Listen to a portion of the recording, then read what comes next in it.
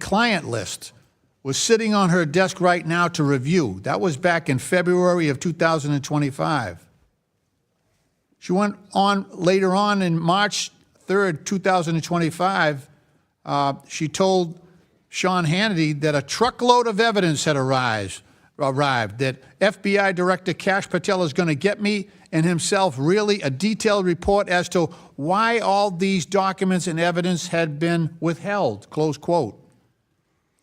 However, in July 2025, Bondi and the FBI released an unsigned memorandum concluding that the review found no evidence, no evidence that Epstein had a client list or that he blackmailed prominent associates. And this is obviously contradicting her earlier public statements and faced significant backlash. This is clearly obstruction of justice on the part of Pam Bondi. We have every bit of reason to infer that she has no intention at all of producing these documents. She has made a mockery out of this whole process, including allowing witness tampering and having Ghislaine Maxwell, convicted of trafficking in this instance, removed from one jail to a much more comfortable position. Why is that not witness tampering? We should ask her questions about that. And the idea that some other committee is going to do this is an abdication of our responsibility on this committee, I believe. We should not, look, we are the ones that we had the victims sit down in front of us and tearfully ask for justice from this committee.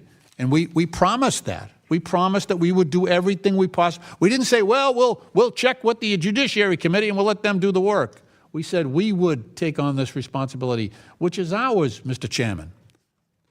This is the rightful jurisdiction for this case, and we should demand people with evidence to produce that evidence so that we can proceed in our work. We haven't done that thus far. We've let Pam Bondi distort and obstruct the justice that's due to these victims. It's shameful. It really is.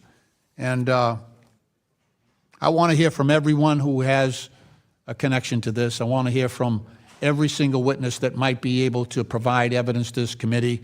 And I think Pam Bondi, with the millions and millions and millions of documents, is at the top of that list. And she has thwarted justice long enough. She is a lapdog to the president. She is trying to protect the president, who is all over this case, all over this case. And I'm hopeful that eventually he'll be a witness before this committee at some point. With that, Mr. Chairman, I yield back. Gentleman yields back. Before I recognize Scott Perry, if I may,